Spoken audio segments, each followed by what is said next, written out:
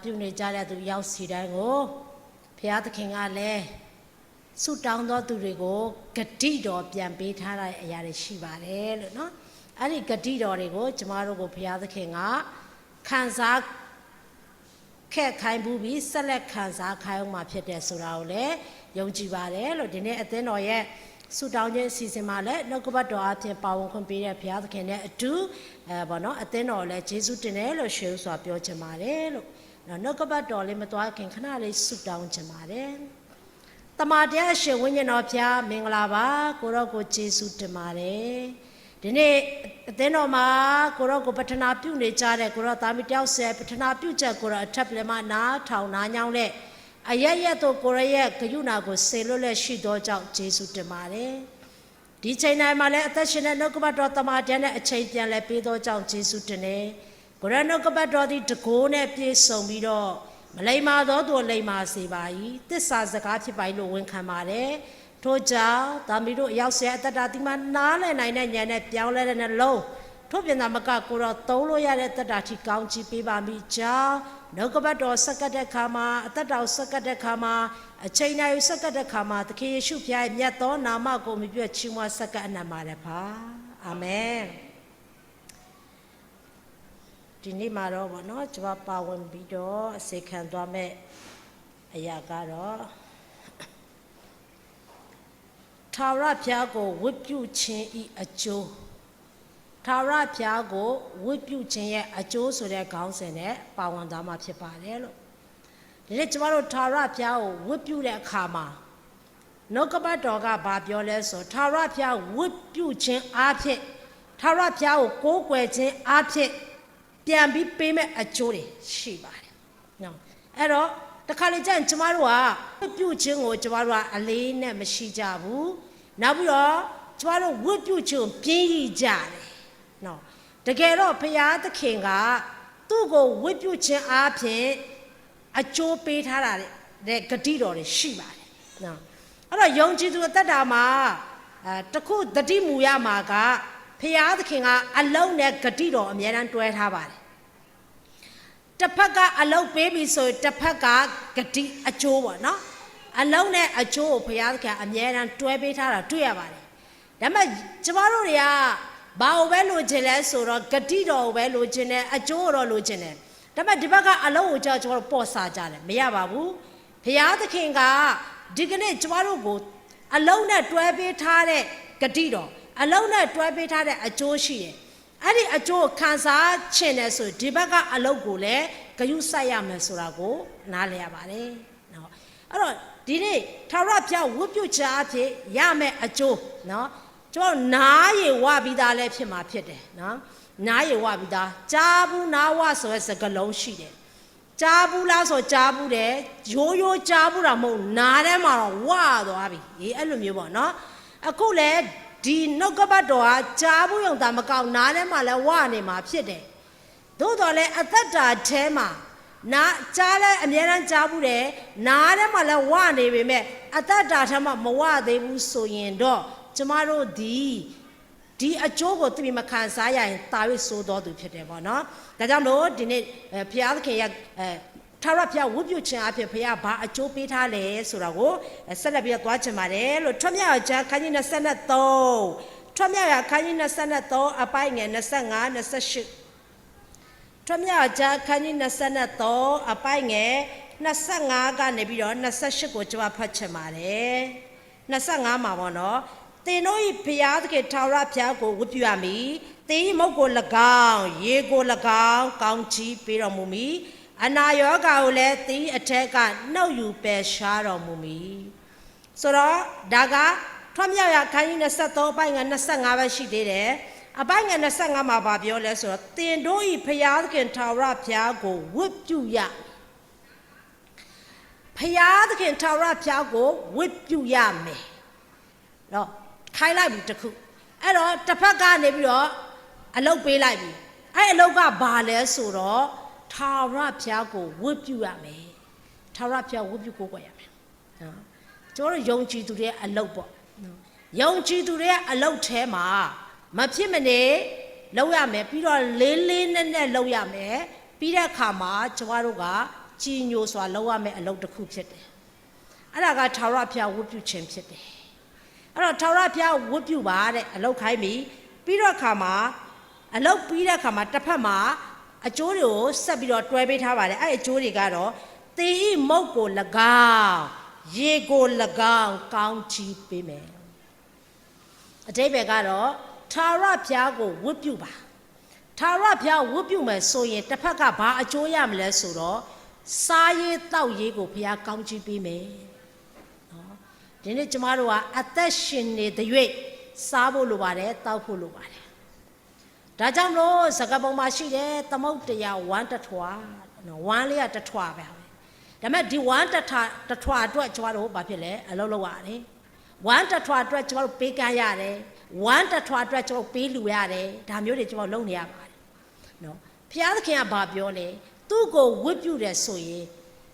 အစားအသောက်ကောင်းချီးပေးမယ်စားရေးတောက်ရေးကိုကောင်းချီးပေးမယ်ယုံကြည်သူတွေအသက်ရှင်နေတဲ့၍လူမှန်ရဲ့အသက်ရှင်နေတဲ့စားဖို့လိုတယ်တောက်ဖို့လိုတယ်နောက်ဆုံးဖျားနာနေရင်တော့အဲ့ဖျားနာတဲ့လူကမစားနိုင်တော့မှဘာဖြစ်လဲစားဖို့လိုတယ်မစားနိုင်တော့မှသူ့ကိုဘာဖြစ်လဲစားဖို့လိုတဲ့အတွက်ရအောင်ကျွေးရတယ်ရအောင်ရေတိုက်ရတယ်ရအောင်ဘာဖြစ်လဲဒီကနေ့ပြုစုရပါတယ်အဲ့တော့ကျမတို့လောကမှာဘာလို့လဲဆိုတော့ဘုရားသိပါတယ်အဲ့တော့စားဖို့တောက်ဖို့ကျမတို့လိုအပ်တယ်ဆိုတော့ဘုရားသိပါတယ်ဒါကြောင့်မလို့ကျမတို့စားရေးတောက်ရေးအစားအသောက်ကိုတာဝန်ယူပေးမယ်ပြီးုံသာမကအဲ့ဒီအစားအသောက်ကောင်းချီးပေးမယ်ဆိုရယ်ဂတိပေးထားပါတယ်အဲ့ဒီဂတိကဘာနဲ့ပဲဘာအလုံးနဲ့ယူရလဲဆိုတော့ဝတ်ပြုခြင်းဆိုတဲ့အလုံးနဲ့ယူရတာဖြစ်ပါတယ်ဒါတော့ကျမတို့ဝတ်ပြုခြင်းကိုဒီနောက်ဆုံးသောကာလရောက်လေဝတ်ပြုခြင်းကိုပြင်းလေဖြစ်ကြပါတယ်ဒါပေမဲ့ဝတ်ပြုခြင်းနဲ့ဆက်ဆိုင်ပြီးတော့ဖျားပေးထားတဲ့ကောင်းချီးကလည်းအရန်နဲ့ထူးခြားပြီးတော့အရန်ကောင်းတာဖြစ်တယ်နော်အဲ့တော့ဒီနေ့ကျမတို့အစားအသောက်ကိုကောင်းချီးပေးမယ်စားဖို့တောက်ဖို့တာဝန်ယူပေးမယ်ပြီးတဲ့အခါမှာစားသမျှတောက်သမျှကိုလည်းကောင်းချီးပေးမယ်ဘာကြောင့်လဲဆိုတော့လောကမှာရှိတဲ့အစားအသောက်တွေဟာဖျားကောင်းချီးမပေးရင်ဒီခန္ဓာကိုယ်အကျိုးမပေးဘူးစားပြီးယောဂဖြစ်စားပြီးတော့သေအဲ့လိုမျိုးတွေရှိကြတယ်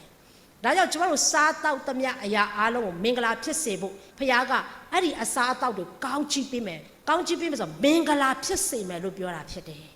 ဒါကြောင့်ကျမတို့စားခွင့်ရတဲ့အရာတွေတောက်ခွင့်ရတဲ့အရာတွေမင်္ဂလာဖြစ်စေဖို့လို့ငါဖျားကလုပ်ပေးမယ်ဘယ်လိုလူကိုလုပ်ပေးမလဲသူ့ကိုဝတ်ပြုတဲ့လူလုပ်ပေးမယ်လို့ပြောပါတယ်ဒါကြောင့်မလို့ဒီနေ့ကျွန်တော်လောကမှာเนาะကျွန်တော်တို့စားပင်တောက်ပင်တွေဆေးဝါးတွေမကင်းတော့တဲ့အရာတွေဖြစ်တယ်เนาะနောက်ပြီးတော့အသားငါးတွေကျွန်တော်တို့လက်ဆက်စားရတာတွေအရန်ရှားသွားပါပြီเนาะ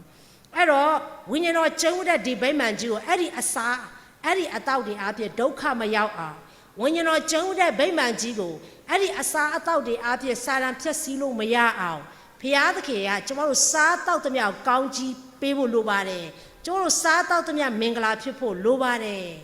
ဒါမှမဟုတ်ရင်အစင်မပြေဘူးဝိညာဉ်တော်ကျုံတဲ့ဒီဗိမာန်ကြီးကိုစာရမဏကလည်းကျမတို့စားနေတောက်နေတဲ့အရာတွေကိုချောင်းမြောင်းပြီးတော့ဒီကနေ့ဖြတ်စည်းဖို့သူကချောင်းမြောင်းနေတာဖြစ်တယ်ဒါကြောင့်မို့သူရဲ့ချောင်းမြောင်းခြင်းထဲမှာကျမတို့ဖြတ်စည်းမခံရပါမိကြောင်းကျမတို့စားတောက်သမျှတို့မှာမင်္ဂလာဖြစ်ဖို့ထာဝရဘုရားကိုဝတ်ပြုကြပါစို့နောက်တစ်ချက်သူကဘာပြောလဲဆိုတော့အနာယောဂါတို့ကိုလည်းတဲ့သင်အထက်ကနှုတ်ယူပယ်ရှားပေးမယ်နော်တခါလေကြိုက်ကျမတို့နေမကောင်းဖြစ်ကြတယ်နော်အဲ့တော့ဟိုတလောကလည်းကျမတရက်နဲ့ရက်နေမကောင်းတဲ့ခါမှာဘုရားခင်လောကမှာတော့လိုအပ်တာတွေတော့အများကြီးရှိတယ်အဲ့လိုအပ်တာတွေမပေးတော့ရင်နေပါစေလိုချင်တာတွေလည်းအများရှိတယ်အဲ့ဒီလိုချင်တာတွေလည်းတောင်းတာတွေလည်းရှိတယ်မပေးတော့ရင်နေပါစေကျမ်းမာခြင်းကိုပဲအစင်မပြတ်ပေးလိုက်တော့ကျွန်မအဲ့လိုဆုတောင်းတယ်နော်ဒါမှအကြာကြီးဖျားမဟုတ်တော့တရက်ခွဲလောက်ပဲဖျားတာနော်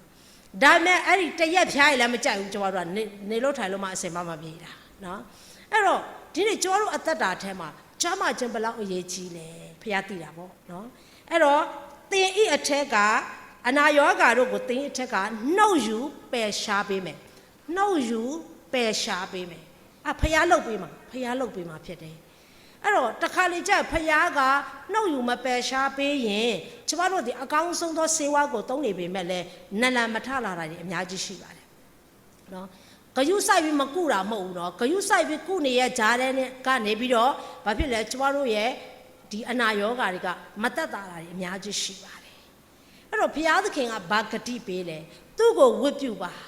ဒီနေ့ဒီဝတ်ပြုခြင်းအဖြစ်ဝိညာဉ်တော်ကျုံတဲ့ဒီဗိမာန်တော်ထဲမှာလိုအပ်လို့ဘုရားသခင်ကတဲခိုဖို့ပေးတွေ့တဲ့အနာယောဂါကိုလည်းသူနှုတ်ပြီးတော့ယူပြီးတော့ဖယ်ပေးမယ်လို့ပြောပါတယ်နော်အဲ့တော့ဒီမနေ့ကျွန်တော် quiet time မှာဟေဇကိမင်းရဲ့အကြောင်းကိုဆင်ခြင်မိတယ်ဟေဇကိမင်းကသေနာဆွဲတယ်သေဖို့သေမိန်ကြထားပြီဒါပေမဲ့သေမိန်ကြထားတဲ့ဟေဇကိမင်းကဖျားကိုအသေးအတန်ငိုကြွေးပြီးတော့သူဆုတောင်းလိုက်တဲ့အခါမှာဖျားကသူ့ကိုတဲ့15နှစ်ပြန်အသက်ရှင်နေခွင့်ပေးမယ်ဆိုတဲ့သတင်းစကားကိုဟေရှာယအဖြစ်ဖျားပြန်ပြောပြနော်အဲ့တော့ဖျားသခင်ကဟေဇကိမင်းကြီးသေမိန်ကြနေတဲ့ဟေဇကိမင်းကြီးကိုဖျားသခင်ကနေပြီးတော့ပြန်ပြီးတော့အသက်ရှင်ဖို့အတွက်အခွင့်အရေးပေးတဲ့အခါမှာဘာလုပ်ပေးရလဲဆိုတော့သူ့မှာရှိနေတဲ့အနာကိုဖျားကဖယ်ပေးဖို့လိုတယ်နော်15နှစ်သူ့ကိုအသက်တိုးပေးမယ်လို့ဖျားကဂတိပေးတယ်နော်အဲ့တော့အဲ့ဒီဂတိကိုသူ့ကိုဘသူအားဖြင့်ဖျားကသူ့ကြားခိုင်းလဲဆိုဟေရှာယအားဖြင့်ဖျားကြားခိုင်းတယ်ဟေရှာအဲ့သတင်းစကားကိုတည်ဆောင်လာပေးတယ်နေ့ရက်ကြေကွဲပြီးတော့နော်ကြေကွဲပြီးတော့မျက်ရည်နဲ့ဆုတောင်းတောင်ဖျားနားထောင်ပြီးတော့ဒီကနေ့တဲ့သေမိတ်ကြနေတဲ့နင့်ကိုတဲ့ဖျားသခင်က15နှစ်ပြန်အသက်ရှင်ခိုင်းမယ်ဟုတ်ပါမလားဟုတ်တယ်ဒါဆိုဘာအဖြစ်သိရမလဲနော်ဘာအဖြစ်သိရမလဲဆိုတော့ဒီနေ့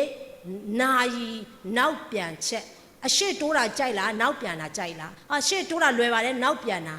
ဘာနော်သူတောင်းဆိုတာပေါ့အဲ့တော့သူ့ရဲ့တောင်းဆိုမှုအဲ့တော့သူ့ရဲ့တောင်းဆိုဘုရားသခင်ရှိရလာတဲ့စကားဟုတ်မဟုတ်သူတောင်းဆိုတာပေါ့နော်တခါလေကျကျမတို့ကလည်းလူသားဖြစ်တဲ့အခါမှာဘုရားသခင်ရှိရလာတဲ့ဂတိတော်ဟုတ်ရဲ့လားအဲ့လိုမျိုးမသေးချင်ကျမတို့ဘုရားကိုမြည်ဆန်းလို့ရပါတယ်ဘာကြောင့်လဲဆိုတော့34ခုမြောက်သောစာလံထဲမှာဘုရားသခင်ကသူကောင်းမြတ်တဲ့ကြောင့်မြည်ဆန်းပါတဲ့မြည်ခိုင်းပါတယ်ဘုရားသခင်ကနော်အဲ့တော့ဟေဇကိမင်းကလည်းသူဘာအားဖြင့်သိရမလဲမေးတဲ့အခါမှာဒီနာယီအားဖြင့်သိရမယ်အဲ့တော့နာယီနောက်ပြန်ခြင်းအားဖြင့်သူ့ကိုဘုရားသခင်ကသိခွင့်ပေးတဲ့အခါမှာသူဒီကနေ့ပြန်ပြီးကျမ်းပါလားသေမိတ်ကြထားတဲ့ဟေဇကိမင်းအဲ့တော့သူ့အနာယောဂါကိုဘုရားသခင်ကယူပေးလိုက်တယ်တကယ်တော့သင်္ဘောတဖန်သီးကအနာပြောက်เสียအကြောင်းတော့မဟုတ်ပါဘူးဒါပေမဲ့ဘုရားယူပေးလိုက်တာအဲ့တော့ဟေရှာယကသင်္ဘောတဖန်သီးကိုယူပြီးတော့ဗာလဲဟေဇကိမင်းရဲ့အနာမှာအုံလိုက်တဲ့ခါမှာတဲ့အဲ့ဒီသေနာကဘာဖြစ်လဲပျောက်သွားတယ်နော်ဆိုတော့ပြောချင်တာကဖျားလှုပ်ပေးလိုက်ရင်လွယ်လေးပဲဖျားမလှုပ်ပေးရင်တော့တေမိတ်ကြနေတဲ့လူကပြန်ရှင်ဖို့အကြောင်းမရှိတော့ဘူးဘုရားသခင်ဒီလောက်ခံစားအမျိုးပြောတာမကောက်ခံစားတဲ့လူကလည်းဒီလိုပဲပြောမှာပဲနော်ကျမတို့လည်းဘုရားသခင်အခွင့်ပေးလိုက်ဒီလိုပဲကျမလည်းဆုတောင်းပါပဲနော်ဘုရားခင်ခံစားရမယ့်အစားပြန်ခေါ်ပါကျမလည်းခံစားခိုက်ဒီလိုပဲပြောမှာပဲနော်ဆိုတော့ဒီကနေ့အဲ့လိုခံစားနေရတဲ့အထဲမှာဘုရားကအသက်ရှင်ခွင့်ပြန်ပေးဖို့ဖြစ်လာတဲ့အခါမှာဟေဇကိရဲ့အနာကိုဘုရားကနှုတ်ယူပယ်ပလိုက်တာဖြစ်တယ်သင်္ဘောတဖန်သီးကအနာကိုနှုတ်ယူလိုက်တာမဟုတ်ဘူးဘုရားသခင်ကနေပြီးတော့နှုတ်ယူလိုက်တဲ့အခါမှာဒီကနေ့ဟေဇကိမင်းအသက်ပြန်ပြီးတော့အသက်ဆက်ခွင့်ရတယ်ဘုရားခင်ကျမတို့ရဲ့အနာရောဂါကိုနှုတ်ယူပယ်ရှားလိုက်ရင်ရေတစ်ခွက်တောက်ရင်မဖြစ်ဖြစ်Biogesic တလုံးတောက်ရင်ပဲဖြစ်ဖြစ်နောက်ဆုံးပေါ့နော်ဗာလဲဆေးမုံလေးတစ်ခွက်တောက်ရင်ပဲဖြစ်ဖြစ်ပြန်ပြီးချက်ချင်းကျမ်းမာသွားတာပဲဖယားမလုတ်ပေးရင်ရှယ်ဆေးတွေတောက်ပါစေဈေးကြီးပေးတဲ့အရာတွေတောက်ပါစေနလမထူနိုင်ဘူးပေါ့နော်ဒါအဓိကတော့ဖယားကဘာဂတိပေးလဲဆိုတော့ဖျားတက်တဲ့နာတက်တဲ့ကျမတို့ကိုဘာဂတိပေးလဲအဲ့ဒီဖျားနာတဲ့အနာယောဂနော်အနာယောဂခန္ဓာကိုယ်ထဲမှာရှိနှုတ်ယူပြီးတော့ဖဲ့ပေးမယ်တဲ့ဘယ်သူတွေကိုလဲဆိုရင်တဲ့သူ့ကိုဝတ်ပြုတဲ့သူလို့ကျမ်းစာပြောပါတယ်ဒါကြောင့်မလို့ဒီနေ့ကျမတို့ဖယားကိုဝတ်ပြုချပြန်နောက်ထပ်ဘာအကျိုးရလဲဆိုတော့အနာယောဂလွတ်ကနေလွတ်မြောက်ဖို့အကျိုးဖယားကပေးထားပါတယ်နောက်တစ်ချက်ဘာအကျိုးလဲဆိုတော့အပိုင်းငယ်26မှာတေးပီတွေနဲ့ကိုဝင်ပြတ်သောတရဝါမြုံသောတရဝါနဲ့ကင်းလွတ်လိုက်ပြီနောက်ဂတိတော်အပိုင်းငယ်26မှာနောက်ဂတိတော်ဘာလဲဆိုတော့မမြုံရဘူးပေါ့သင်ဤပြည်တွင်ကိုဝင်ပြတ်သောတရဝါမြုံသောတရဝါကင်းလွတ်လိုက်ပြီပွားများခြင်းဘုရားပြောတာဖြစ်တယ်နော်ကိုနေထိုင်တဲ့နေရာမှာကိုလှုပ်ဆောင်တဲ့အရာတိုင်းတို့ဟာပွားများမယ်ပေါ့နော်တရားရင်းလည်းအဲ့တရားမပြောက်သွားဘူးနော်တသိန်းရင်းလည်းအဲ့တသိန်းမပြောက်သွားဘူးစိုက်ပြိုးရင်လည်းပဲအဲ့စိုက်ပြိုးမှုဟာရိတ်သိမ်းစရာရှိတာပေါ့ အဲ့တော့ဖျားသခင်ကပြောအတိတ်ပဲကတော့ကျမတို့ရဲ့လုပ်ငန်းဆောင်တာကိုလည်းကောင်းကြီးပေးမယ်လို့ပြောတာဖြစ်တယ်တခါလေကြိုက်တအားစူးစမ်းကြပါလေအိတ်တာတော့မှနည်းနည်းလေးပဲအိတ်ပြီးစူးစမ်းတာနော်အလုပ်ကိုအများကြီးလုပ်တဲ့အိတ်တာတော့မှနည်းနည်းလေးပဲဒါပေမဲ့လည်းစိတ်ကျေနပ်လောက်အောင်ရလားဆိုတော့ဘယ်သူမှမရပါဘူးနော်စိတ်ကျေနပ်လောက်အောင်ကောင်းကြီးတွေဘယ်သူမှတော့မရကြပါဘူးနော်အဲ့တွေလျှော့ကြတယ်အစားတွေလျှော့ကြနော်နည်းနည်းလေးပဲစားတယ်အလုပ်တွေများလို့စားတာတော့မှနော်ဟိုအရသာတော့မခံနိုင်ဘူးကြပြလေးစားကြတယ်ပြီးတဲ့အခါမှာအိတ်တာတော့မှအလုပ်တရားများတဲ့အတွက်ဘာဖြစ်လဲအိတ်တာတော့မှတမေးလောက်ပဲမေးလိုက်တဲ့လူတွေအများကြီးရှိပါတယ်ဒါပေမဲ့လည်းအဲ့လောက်လေးပဲအိတ်အဲ့လောက်လေးပဲစားပြီးတော့အဲ့လောက်စိတ်လုံးအလိုဆန္ဒပြည့်လောက်တဲ့အထိကောင်းကြီးမင်္ဂလာတွေဖြစ်လာဆိုတော့လေမဖြစ်တာတွေများပါတယ်နော်ဒါဘုရားသခင်တာဝန်ယူမှသာလေဒီနေ့ကျွန်တော်တို့ဒီဝါစွာအိပ်ပြီးတော့ဝါစွာစားပြီးတော့ဖရာသခင်ဂျေဇုပြုတဲ့အလုပ်ငန်းမှာတိုးပွားချုံခံစားရမှာဖြစ်တယ်။အဲ့တော့ဖရာပြောချင်တာကမမြုံဘူးပေါ့။ကောင်းခြင်းမလားတိုးပွားမယ်လို့ပြောတာဖြစ်ပါတယ်။ဒါကြောင့်ကျွန်တော်စိုက်ပျိုးရေးမွေးမြူရေးရောင်းဝယ်ရေးနောက်ဆုံးအမှုတော်ဆောင်ခြင်းအဲ့ဒီအရာတွေပေါ်မှာလဲကျမတို့ကိုဖရာသခင်ကပိတ်ဆို့မထားဘဲနဲ့ဘာဖြစ်လဲလမ်းဖွင့်ပေးမယ်ကောင်းခြင်းမင်္ဂလာအဖြစ်တာဝန်ယူမယ်ဆိုပြီးတော့ဂတိပေးထားပါတယ်။အဲ့ဒီဂတိကိုလည်းဘာနဲ့တွဲပေးထားလဲဆိုဝတ်ပြုခြင်းနဲ့တွဲပေးထားတာဖြစ်ပါတယ်။နောက်တစ်ချက်ကတော့သင်ဤတက်တန်းကိုငါစုံလင်စေမယ်ဒါကတော့တက်တန်းစေနေရတာကိုပြောတာဖြစ်တယ်လူဆိုတာသေမျိုးမှန်ပါတယ်နော်သေမျိုးမှန်တယ်ဒါပေမဲ့လည်းသေမျိုးမှန်ပေမဲ့လည်းလောကမှာတက်တန်းစေတော့ဘယ်သူမှမဆိုနေကျင်ကြတာပဲတက်တန်းမစေပဲသေသွားတယ်ဆိုရင်နှမျောကြတယ်နော်ဘယ်သူမှလည်းမသေးစေချင်ဘူးနော်အဲ့လိုမျိုးပေါ့နောက်ဆုံးတက်တန်းစိတ်မပြောပါနဲ့80ကျော်80ကျော်တွေတောင်မှဘယ်သူမှမသေးစေချင်သေးဘူးနော်80ကျော်80ကျော်90ထိထားပါတော့နော်အဲ့လိုလူတွေနေမကောင်းလဲကုသေးတာပဲဘာဖြစ်လို့လဲဆိုတော့နေစေချင်သေးလို့ပေါ့အဲ့လိုလူတွေနေမကောင်းရင်နောက်ဆုံးဘာမှမစားနိုင်အန်ရှူကတိုက်သေးတာဘာဖြစ်လို့နေစေချင်သေးလို့ပေါ့နေစေချင်တယ်ဆိုတော့တိုက်မနေဘူးလေဟုတ်တယ်မလားဆိုတော့ဘာဖြစ်လဲတက်တန်းကြော်နေတာမှ80 90တောင်မှနေမကောင်းရင်ကျမတို့ကပြုစုသေးတာပဲနော်အဲ့တော့ဘုရားသခင်ကကျမတို့ရဲ့ဆန္ဒကိုသိပါတယ်လောကမှာကျမတို့ကသေမျိုးဆိုကိုလည်းသိပြီးသားပဲဒါပေမဲ့သေမျိုးဖြစ်ပေမဲ့လည်းတက်တန်းစေတော့နေခြင်းကြတယ်တက်တန်းစုံလင်ပြီးမှပြန်တော့ပိုကောင်းတာပေါ့နော်အချိန်မတန်မဲ့ပြန်တော့အဆင်မပြေပြန်ဘူးနော်အချိန်တန်ပြီးပြန်တော့ကောင်းတာပေါ့အဲ့တော့တက်တန်းစုံလင်စေမယ်ဆိုတာကတက်တန်းစိတ်နေရမယ်လို့ဘုရားဂတိပေးတာဖြစ်ပါတယ်နောက်ဒီနေ့ကျမတို့ယုံကြည်သူတွေအသက်တူတဲ့အမျိုးမဟုတ်ပဲနဲ့အသက်ရှည်တဲ့အမျိုးတက်တန်းစုံလင်တဲ့အမျိုးဖြစ်ဖို့လို့ငါဘုရားသခင်ကဝတ်ပြုတော်သူတို့အိုက်ဂတိပေးထားပါတယ်အဲ့တော့ကျမတို့ကအဲ့ဒီဖျားပေးတဲ့အဲ့ဒီစုံလင်တဲ့တက်တန်းကိုလိုချင်တဲ့ဆိုရင်ဖျားကိုဝတ်ပြုခြင်းနဲ့ရယူလို့ရတယ်ဆိုတာကိုလည်းပြောပြချင်ပါတယ်ဒါကြောင့်မလို့ဒီနေ့ကျမတို့ရဲ့သေမျိုးဖြစ်တဲ့ကျမတို့ဒီစုံလင်တဲ့တက်တန်းနဲ့တူဤလောကကြီးကနေပြီးတော့ဗောနော်ဘုံထင်ရှားစွာထွက်ခွာဖို့စာနာရှိတယ်ဆိုရင်တက်တန်းစုံလင်ခြင်းဆိုတဲ့အကျိုးကိုဘုရားသခင်ကဝတ်ပြုခြင်းဆိုတဲ့အရာနဲ့တွဲပေးထားတာဖြစ်တဲ့အတွက်အဲ့ဒီဝတ်ပြုခြင်းကျွန်တော်စူးစမ်းဆောင်ရွက်ဖို့ဖြစ်ပါတယ်နောက်တစ်ချက်အပိုင်းငယ်20ခွန်ကျွန်တော်ကြည့်အောင်ငါကိုတဲ့ကြောက်တတ်သောသဘောကိုတင့်ရှိသို့ငါစေလွတ်၍တင်ရောက်လေရ၌ခတ်သိမ်းသောလူမျိုးတို့ငါဖျက်ဆီးမိတင်းရန်သူအပေါင်းတို့ကိုနောက်သို့လှည့်စေမိနောက်ဂတိတစ်ခုအပါလဲဆိုတော့ရန်သူကျွန်တော်တို့မှာမြင်ရတဲ့ရန်သူရှိတယ်မမြင်ရတဲ့ရန်သူရှိတယ်တခါလေကြာရင်ကျမတို့ကဘာမှရန်ညိုးရန်စမလောက်ထားပဲနဲ့ရန်ပြုတ်ခါရတဲ့ခါလည်းရှိရပဲเนาะအဲ့လိုမျိုးပေါ့ဆိုတော့ရန်သူရှိတယ်ဘုရားကဘာပြောလဲဆိုတော့အဲ့ဒီရန်သူကိုတဲ့နောက်ပြန်လှည့်စေမယ်เนาะတင်ဤရန်သူအပေါင်းတို့ကိုနောက်သို့လှည့်စေမယ်ကိုဖြတ်စည်းဖို့လာတဲ့ရန်သူကိုအကျိုးနောက်လုပ်ဖို့လာတဲ့ရန်သူကိုလည်းတဲ့နောက်ပြန်လှည့်စေမယ်ဒါဘုရားရဲ့ဂတိတော်ဖြစ်ပါတယ်ကျမတို့တစ်ခါလေကြာရင်ကျမတို့ရန်သူကျွန်တော်မတိုက်နိုင်ဘူးเนาะမတိုက်နိုင်ဘူးအဲ့တော့မတိုက်နိုင်တဲ့ရန်သူဘာလုပ်ရလဲဆိုကျွန်တော်တို့ကဘုရားသခင်ထံမှာတိတ်ဆိတ်စွာနဲ့အချိန်ယူပြီးတော့ဘုရားတိုက်ပြီးတာကိုကျွန်တော်တို့ကြည့်ရပါတယ်တချို့သောတိုက်ပွဲတွေကျွန်တော်တို့မတိုက်နိုင်ဘူးတချို့သောတိုက်ပွဲတွေကျွန်တော်တို့တိုက်လို့ရတယ်တချို့သောຢာကျွန်တော်မတိုက်နိုင်ဘူးတော့ကျမ်းစာထဲမှာကြည့်တဲ့အခါမှာလည်းပဲတချို့သောအမှုရာတွေဖျားသားသမီးမတိုက်နိုင်တဲ့အခါဖျားអော်တယ်ဖျားရတယ်အဲ့ကိစ္စကြောင့်မပူနဲ့ မင်းတို့ငြိမ်ဝတ်စွာနေငါလုပ်ပေးမယ်ဖခင်အမြဲတမ်းပြောပါတယ်ဒါကျမတို့မှလည်းမြင်ရတဲ့မမြင်ရတဲ့ရန်သူတွေရှိပါတယ်အဲ့ဒီဘလို့ရန်သူပဲဖြစ်ပေါ့ဒီနေ့ကျမတို့ကိုရန်သူဆိုကတော့ကိုယ်အကျိုးပေးဖို့တော့ရှိဘူးလေကိုယ်အကျိုးပေးမှာတော့မဟုတ်ဘူးကိုယ်အကျိုးနဲ့အောင်လုပ်မှာပဲဒါပေမဲ့အဲ့ဒီရန်သူဖခင်ဘာပြောလဲဆိုနောက်ပြန်လှည့်စီမယ်နော်23ခုမြောက်သောဆာလံထဲမှာဆိုရင်ကျွန်တော်ရန်သူရှိမှကျွန်ုပ်ဖို့စပွဲခင်း၍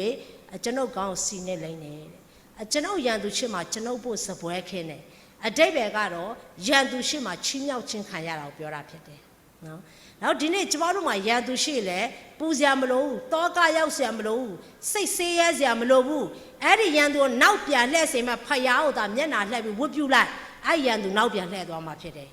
ကျမတို့ကရန်သူကိုမျက်နှာချင်းဆိုင်ရင်ဖယားကိုကြောပေးထားသလိုဖြစ်မှာဖြစ်တယ်ဖယားကိုမျက်နှာမူလိုက်ရင်ရန်သူကိုကြောပေးထားမယ်ဒါမဲ့ရန်သူကြောပေးထားတဲ့ရန်သူကြောထိုးခံရမှာမစိုးရရပါဘူးဘာကြောင့်လဲဆိုတော့ကျမတို့ကရန်သူကြောပေးထားပေမဲ့ရန်သူဘုရားမြင်လဲဆိုဖယားမြင်တဲ့အတွက်ဖယားတိုက်ပေးနေတာဖြစ်တယ်အဲ့တော့ဒီနေ့ကျမတို့ကကိုရန်သူကိုတိုက်ပြီးတော့အချိန်ကုန်ခံတိုက်เสียမလိုပဲနဲ့ထာဝရဘုရားကိုသာဝတ်ပြုပါအဲ့ဒီရန်သူနောက်ပြန်လှည့်ဖို့ထိုးဖယားကအလုံးလုံးမှာဖြစ်ပါတယ်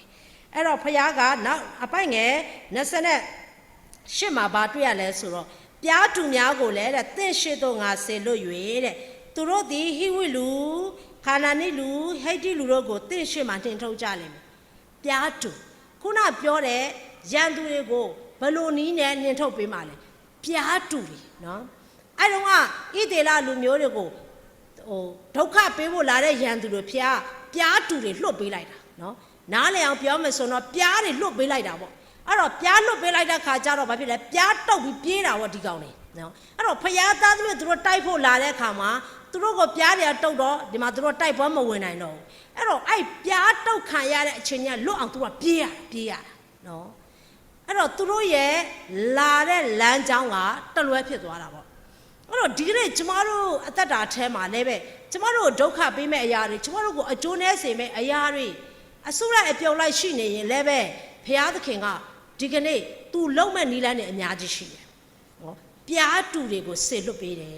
နော်ကျမတို့ကိုစားတိုက်ပေးမဲ့လူဘုရားကထားပေးပြီးသားဖြစ်တယ်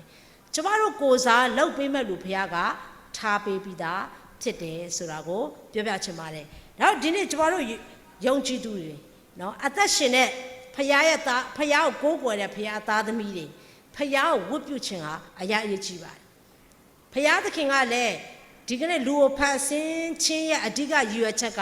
သူ့ကိုဝတ်ပြုကိုးကွယ်ဖို့ပဲဖြစ်တယ်သူနဲ့အချက်ယူဖို့ပဲဖြစ်တယ်နော်ဒါပေမဲ့အခုနောက်ဆုံးသောကာလရောက်လေဖခင်သားသမီးရဖခင်နဲ့အချက်ယူဖို့မအားလေအဲ့လိုဖြစ်နေကြတယ်နော်ဆိုတော့ဖခင်เจ้าနောက်မှာအပြေးတစ်ပိုင်းတက်နေကြတဲ့လူတွေကအများကြီးနော်ပြီးရင်ကြပြကြရပြန်သွားကြတယ်ကြပြကြရလာကြတယ်ဖခင်เจ้าနောက်မှာနော်အဲ့တော့ဆုတောင်းရင်လည်းပဲဘာဖြစ်လဲဖြောက်ဖြောက်တန်းတန်းဆုမတောင်းနိုင်ကြတော့ဘူးကျမ်းစာဖတ်ရင်လည်းပဲဘာဖြစ်လဲဖြောက်ဖြောက်တန်းတန်းမဖတ်နိုင်ကြတော့ဘူးလောနေကြပြီ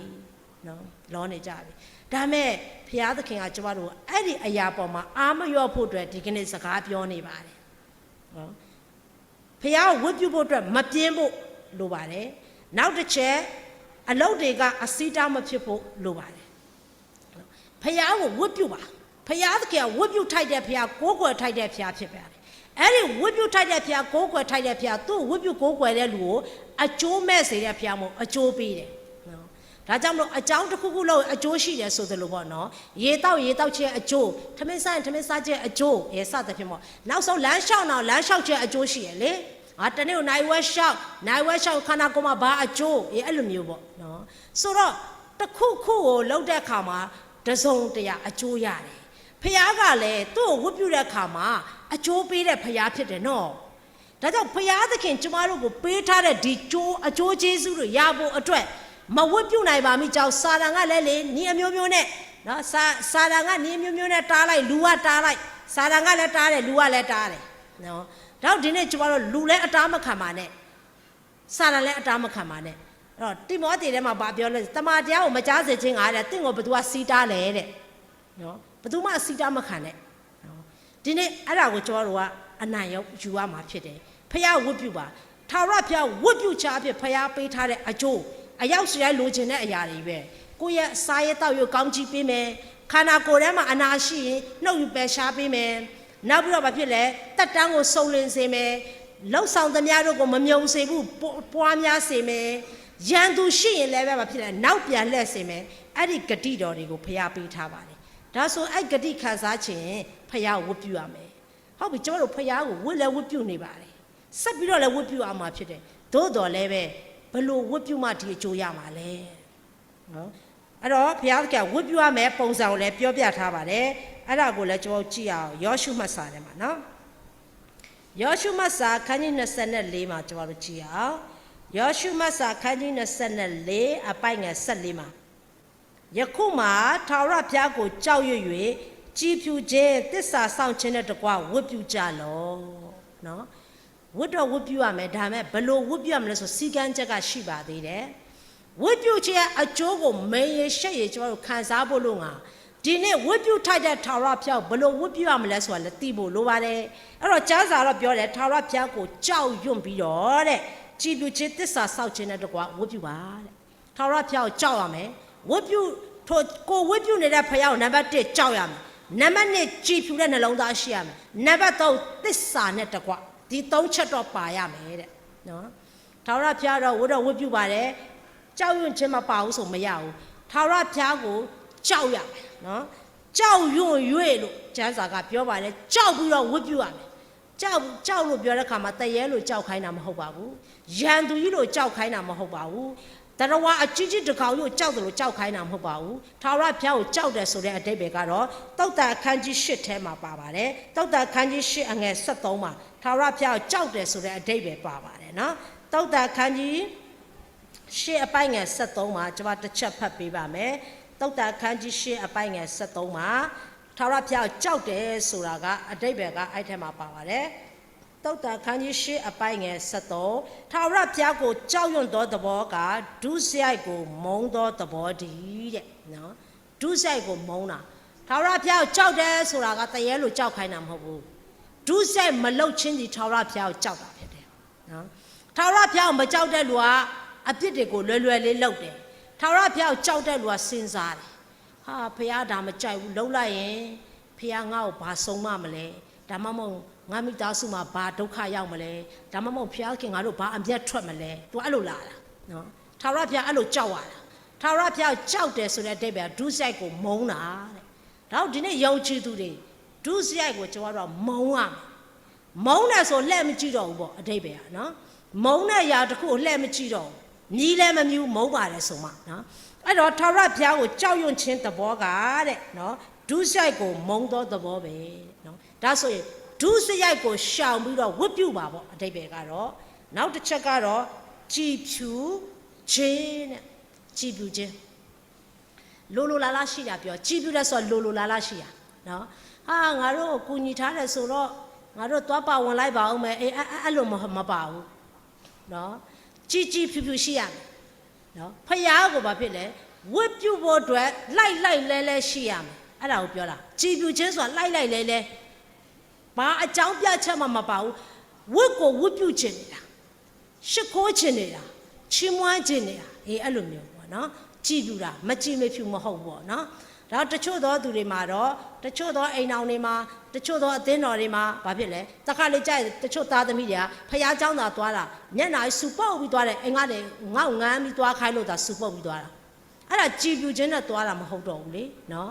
တချို့တွေကလည်းအော်မတက်တာကြတော့နော်သင်းအုပ်တွေကလည်းငါတို့ပြောနေပါအောင်မယ်အေးအဲ့ဒါကြည်ဖြူခြင်းနဲ့မဟုတ်တော့ဘူးလေ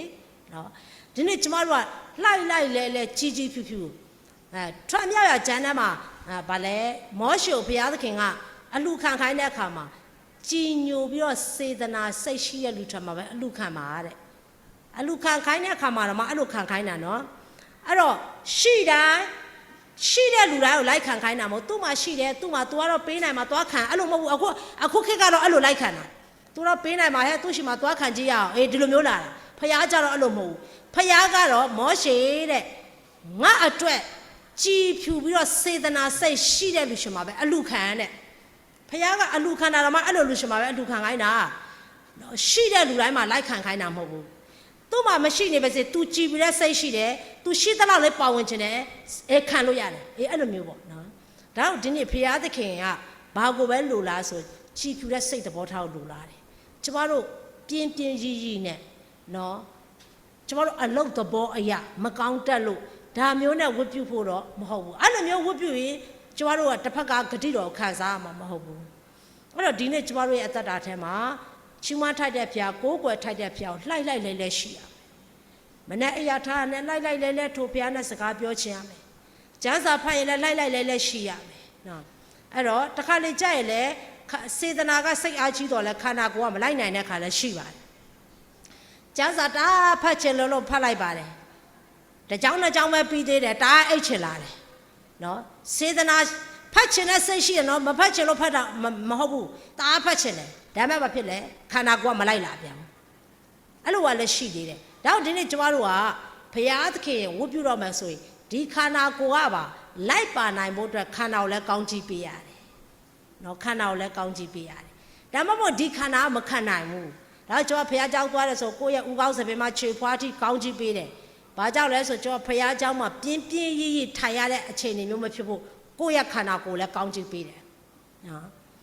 နောက်ဆုံးကိုယ်ထိုင်တဲ့ခုံတော်ကျွန်တော်ကောင်းကြည့်ပေးတယ်အဲ့လိုကောင်းကြည့်ပေးပြီးထိုင်တယ်အဲ့တော့ဘာဖြစ်လဲဆိုတော့ဒီနေ့ကျမတို့ရဲ့ဝတ်ပြုခြင်းကိုဒီခန္ဓာကိုယ်ကပါမလိုက်အားရပါရမလိုက်နိုင်အောင်လာတယ်လေတချို့သောအရာတွေကနော်တချို့သောအရာတွေလာတယ်ဒါကြောင့်ကျမဆိုလို့ရှိရင်ဘုရားကြောက်သွားရင်ဘုရားကမအိမ်ငိုက်ဖို့ဆုတောင်းတယ်ဒီခန္ဓာကိုယ်ကမညောင်းဖို့ကျမဆုတောင်းတယ်ကျမ်းစာသင်တန်းတွေတက်လဲအဲ့လိုပဲဘုရားခင်ဝိညာဉ်တော်ကျုပ်တဲ့ဘိတ်မှာမညောင်းမဲနဲ့ညောင်းမဲမသိအောင်နှုတ်ကပတ်တော်ခိုင်နိုင်တဲ့ခွင့်ပေးတော့ကျမဆုတောင်းတယ်ဘာကြောင့်လဲဆိုတော့တခါကျတအားဆာငတ်တယ်ဒါပေမဲ့ဒီဘိတ်မှာကညောင်းလာတဲ့အခါမခံနိုင်ပြန်ဘူးအဲ့လိုမျိုးပေါ့နော်ဒါတော့ဒီနေ့ကျမတို့ကစိတ်ဝိညာဉ်အားကြီးတယ်ခန္ဓာလည်းအားနဲ့တက်တယ်ဒါကြောင့်အားနဲ့တက်တဲ့ခန္ဓာကိုလည်းကောင်းကြီးပေးဖို့ကျမတို့လိုပါတယ်ကိုယ့်ရဲ့ခန္ဓာကိုယ်အတွက်လည်းဆုတောင်းရမယ်ဝိညာဉ်အာဟာရပြည့်ဖို့အတွက်ဒီခန္ဓာကိုယ်ဝိညာဉ်ကျုံဝတ်တဲ့ဗိမာန်ဖြစ်တဲ့ဒီခန္ဓာကိုယ်ကြီးအတွက်လည်းဆုတောင်းပေးရမှာဖြစ်တယ်ဒါမှမဟုတ်ကျမတို့မလိုက်နိုင်ဘူးနော်အဲ့တော့ဒီနေ့ကျမတို့ဖရာသခင်ဝတ်ပြုတဲ့ခါမှာကြောက်ရမယ်ဒုစရိုက်ကိုမလုပ်တဲ့အတ္တတာနဲ့ဝတ်ပြုရမယ်နံပါတ်1လှိုက်လဲကြီးကြီးဖြူဖြူဆန္ဒရှိတဲ့အတ္တတာနဲ့ထာဝရဘုရားကိုဝတ်ပြုရမယ်မအီမသားမဖြစ်ရဘူးနော်ဝတ်ပြုခြင်းတလုံးဝတ်မပြုခြင်းတလုံးမဖြစ်ရဘူးပြင်းပြင်းကြီးပြင်းပြင်းတွဲတွဲမဖြစ်ရဘူးမကောင်းတတ်လို့မဖြစ်ရဘူးနော်ဒီနေ့ကျမတို့ကလှိုက်လဲစေတနာစိတ်ရှိရမယ်နောက်တစ်ချက်ကတော့သစ္စာနဲ့တကွဝတ်ပြုပါတဲ့သစ္စာနော်ယောဟန်ခန်းကြီး4:24မှာလည်းပါပြီးသားဘုရားကနာဝိညာဉ်ဖြစ်သောကြောင့်တဲ့ထာဝရဘုရားနာဝိညာဉ်နဲ့၎င်းသစ္စာနဲ့၎င်းကိုးကွယ်ရမယ်နော်သစ္စာနဲ့ဖောက်ပြန်ခြင်းနဲ့လည်းမတူဘူးဆိုတာလေကျွန်တော်နှုတ်ကပတ်တော်ဆင်ခြင်နဲ့နားလည်ရပါတယ်ကျမယေရမိကိုဖတ်တဲ့ခါကျမှသစ္စာပြတ်တာနဲ့ဖောက်ပြန်တာနဲ့မတူပါလားဆိုတော့ကျွန်မတွေ့ရတယ်နော်ဖောက်ပြန်ခြင်းနဲ့သစ္စာပြတ်ခြင်းဆိုတာတူသလိုနဲ့လုံးဝမတူဘူးနော်အဲ့တော့ဘုရားသခင်ကဒီမှာသစ္စာနဲ့တကွာတဲ့သစ္စာကိုဘုရားသခင်ကတမိုးထားတယ်ကျမတို့ကလည်းသစ္စာလက်ရလက်နဲ့ထောက်မပေးနေတဲ့ဘုရားဖြစ်တယ်နော်အဲ့တော့ဘုရားသခင်ရဲ့လက်ရလက်ကသစ္စာလက်ရလက်နော်သစ္စာလက်ရလက်နဲ့ကျမတို့ကိုထောက်မပေးနေတယ်သစ္စာသည်ဟုတော့ဒိုင်းလွားနဲ့ကျမတို့ကိုကွဲကားပေးနေတယ်ဒါကြောင့်ကျမတို့လည်းဘုရားကိုသစ္စာနဲ့မလုပ်ရမလဲဝတ်ပြုရမယ်နော်သစ္စာနဲ့ဖောက်ပြန်ခြင်းမတူပါဘူးဖောက်ပြန်တယ်ဆိုတာကယာသူရုဖောက်ပြန်တယ်ကျမတို့ပြောရနော်ယာသူရုသစ္စာပြတ်တယ်ဘယ်သူမှမပြောဘူးယာသူရုဖောက်ပြန်တယ်ဆိုတာကတော့ရွာချင်းရွာတယ်မရွာချင်းမရွာဘူးပူချင်းပူတယ်မပူချင်းမပူပေါ့အဲ့ဒါဖောက်ပြန်တာပေါ့နော်ရွာမဲ့အချိန်မှာမရွာဘူးပေါ့မရွာမဲ့အချိန်မှာရွာတယ်အဲ့ဒါဖောက်ပြန်တယ်ပေါ့သစ္စာပြတ်တာအကြောင်းအဲ့လိုမဟုတ်သစ္စာပြတ်တာကတော့ရွာကိုမရွာတော့တာအဲ့လိုမျိုးပေါ့နော်ဖောက်ပြန်တာကကြောင့်ဥပမာမိုးရွာရမယ်ဟာရာသူတို့လည်းဖောက်သွားပြီဖောက်ပြန်တယ်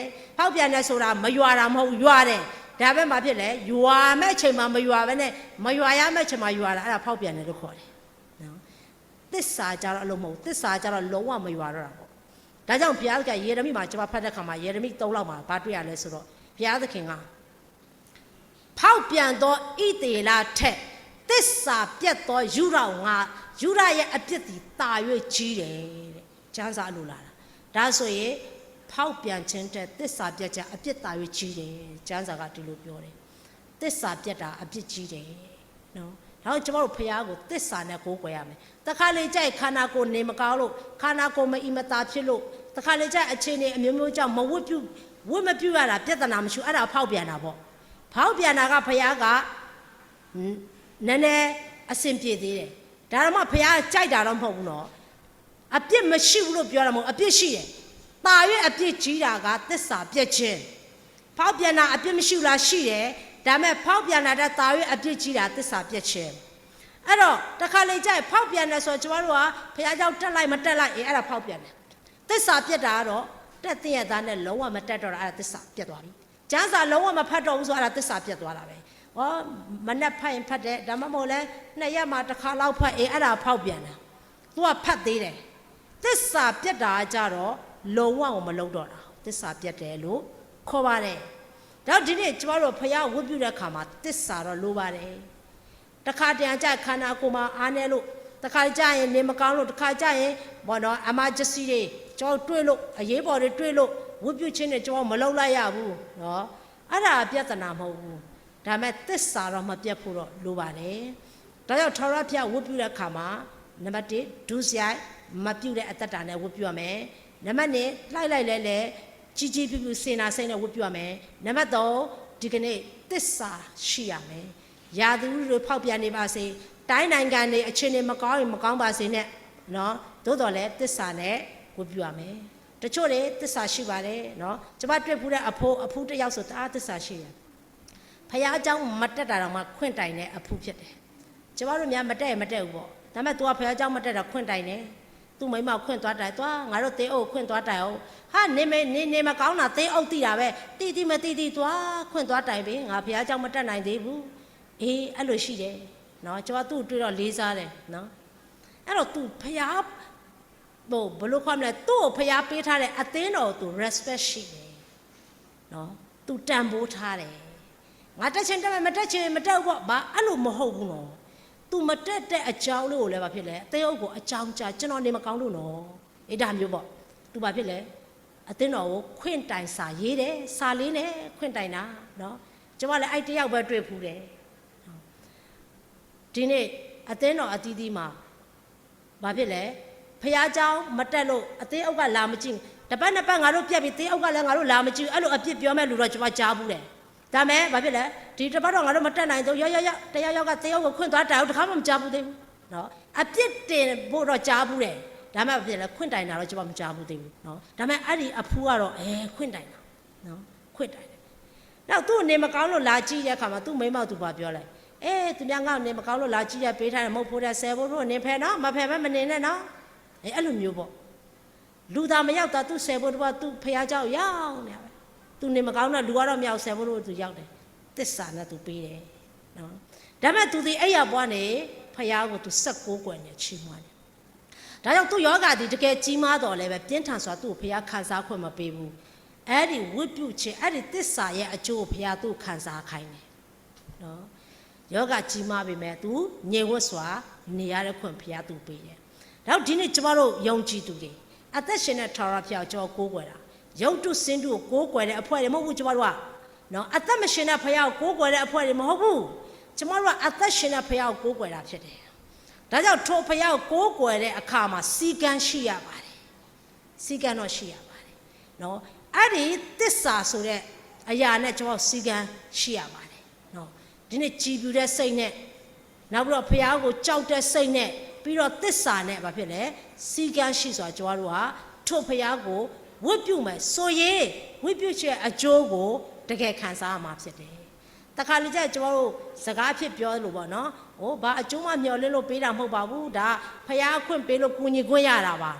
ါအဲ့လိုမျိုးရှိတယ်ဒါပေမဲ့လည်းဘာအကျိုးမှမျှော်လင့်လို့ပေးတာမဟုတ်ပေမဲ့အဲ့ပေးချက်အကျိုးတော့ပျောက်ခံစားရပြီးသားပဲထိုနည်းတူစွာပဲဘာမှမမျှော်လင့်ပဲဝတ်ပြုပါဒါပေမဲ့လည်းဝိပုချက်အကျိုးခံစားရမှာဖြစ်ပြီးသားဘာကြောင့်လဲဆိုတော့ဂတိရှိထားလို့ဖြစ်တယ်ဖခင်ကဂတိပေးထားပြီးရင်ပေးထားတဲ့အတိုင်းအလုပ်လုပ်တဲ့ဖခင်ဖြစ်ပါတယ်လို့နော်အဲ့တော့ကျမတို့က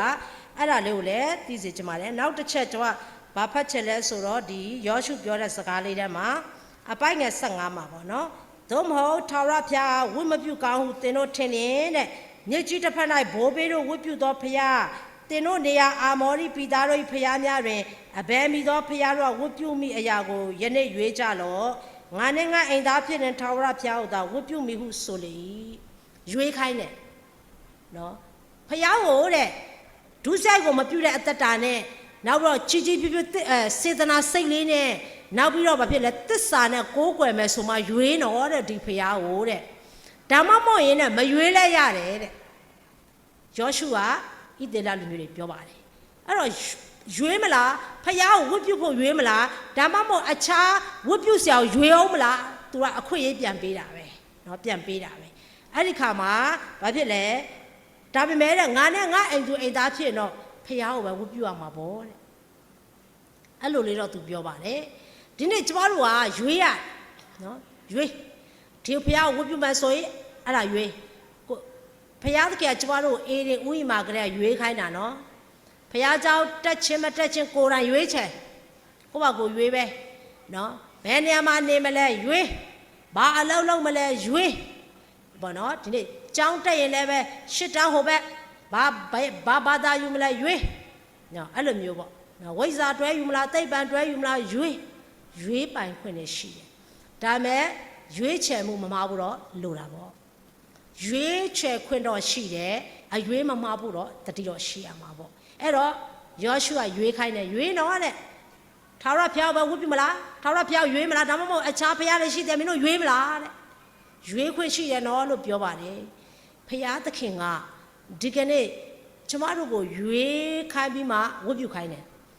သူ့ကိုဝတ်ပြုဖို့ရွေးပြီးပြီဆိုရင်တော့အဲ့ဒါဆိုတော့သစ္စာဖောက်လို့တော့မရတော့ပါဘူးเนาะသစ္စာနဲ့တကွာထိုဘုရားဝတ်ပြုမှာဖြစ်တယ်အဲ့တော့သူရွေးခိုင်းတဲ့အခါမှာလူတွေကဗာပြောလဲဆိုတော့16မှာလူများတို့ကတဲ့အခြားတစ်ပါးသောဘုရားတို့ဝတ်ပြုခြင်းကထာဝရဘုရားစွန့်တော်မူသည်ကျွန်ုပ်တို့နဲ့ဝေးပါစေတော့ဒါသူတို့ကသူတို့ပြန်ပြောတာเนาะထာဝရဘုရားကိုတဲ့เนาะအခြားတစ်ပါးဘုရားဝတ်ပြုခြင်းကတဲ့ထာဝရဘုရားကိုစွန့်တော်မူသူတို့နဲ့ဝေးပါစေတဲ့ဒါသူတို့ရွေးချယ်မှုမှာသူတို့အာမခံတဲ့စကားလေးပေါ့နော်လူငယ်လေးတယောက်ကျမရှိရောက်လာတဲ့အခါမှာဘာပြောလဲဆိုတော့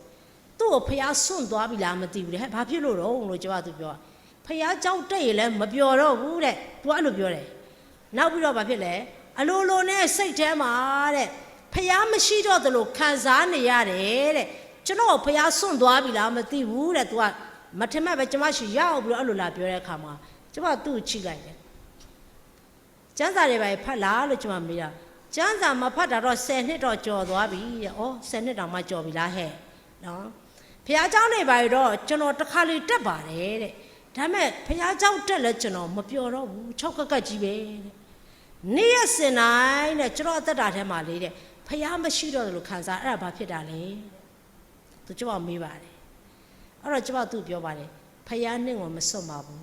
။ကျွန်တော်ဘုရားစွန့်သွားပြီလားတဲ့။ तू ကလာမေးတာလေ။အဲ့တော့ကျမသူ့ပြောပါတယ်ဖယားနဲ့ကိုမစွန့်ပါဘူးဒါမဲ့ရှိနေတဲ့ဖယားကိုနေကအဖက်မလုပ်လို့အဲ့လိုပဲပြောလိုက်တယ်ဒီကနေ့ကျမတို့တက်တာအဲ့ဒါပဲဖယားကျမတို့ဘယ်တော့မှမစွန့်ဘူးဒါမဲ့ဖယားအတူရှိနေတဲ့ဖယားကိုကျမတို့အရေးတယူမှမလုပ်တာနေနဲ့အတူရှိပေးတဲ့ဖယားကိုနေအဖက်မှမလုပ်တာအော်ဟုတ်မှာတဲ့အဲ့ကြမှာ तू ကအခုကနေစပြီးတော့နေဖယားနဲ့အချိန်လေးပြန်ယူကြည့်လိုက်ပါနေအသက်တာထဲမှာခန်းချောက်တဲ့အရာတွေစိုးပြေမှုတွေဖျားပြန်လုပ်ပေးလိမ့်မယ်ဖျားမစွတ်ဘူးဖျားကဘယ်တော့မှမစွတ်နင်အခြားဖျားကိုကိုးကွယ်လိုက်လို့လားလို့ကျမသူ့မေဟာမကိုးကွယ်ပါဘူးဗျာတဲ့ကျွန်တော်အခြားဖျားကိုမကိုးကွယ်ပါဘူးတဲ့ကျွန်တော်ဖျားသခင်ကိုပါပဲတဲ့ဒါမဲ့သူ့ရဲ့ဘဝမှာအဲ့ဒါကျမသိလိုက်ပြီလေသူအခြားဖျားမကိုးကွယ်ပဲနဲ့ဖျားသူ့စွန့်တယ်လို့ခံစားနေရဖျားသူ့စွန့်တာမဟုတ်အတူရှိတဲ့ဖျားကို तू ကအရေးတယူမရှိလို့ဒါကြောင့်မို့သူ့ဘဝမှာမောဟမမြောက်ဘူးဖះเจ้าသာသွားနေရတာမပြောဘူးဒါကြောင့်နောက်ခါဖះเจ้าခေါ်လဲမသွားချင်တော့ဘူးလေအဲ့လိုလူတွေကနော်တော့တချို့တွေကဖះเจ้าကိုခေါ်လို့မရတာအဲ့ဒါတွေပဲအဲ့တော့ဒီနေ့ကျမတို့ရဲ့အသက်တာတွေမှာဖះကျမတို့မစွန့်ပါဘူးကျမတို့ကသာဖះကိုစွန့်မှာဖះကျမတို့ဘယ်တော့မှမစွန့်အဲ့တော့တခါလေကြိုက်ကျမတို့အသက်တာထဲမှာအတူရှိပေးနေတဲ့ဖះကိုတော့ကျမတို့အရေးတယူလုပ်ရမယ်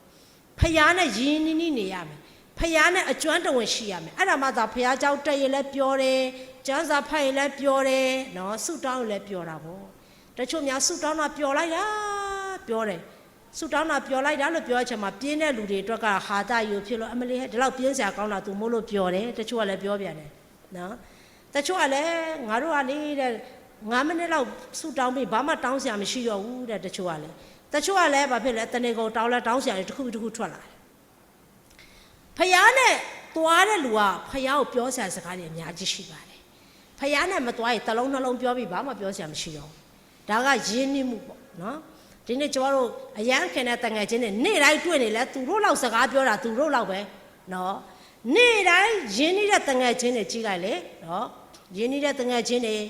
ကျောင်းမှာတွေ့လဲစကားပြောဖယားကျောင်းမှာတွေ့လဲပြောလမ်းမှာတွေ့လဲပြောအဲ့လိုမျိုးပေါ့နော်ပြောစရာစကားတွေကတစ်ခုမဟုတ်တစ်ခုထွက်လာတာပဲဒီနေ့ကျမတို့ဖယားနဲ့အကျွမ်းတဝင်ရင်းနှီးတော့နေဖို့လိုတယ်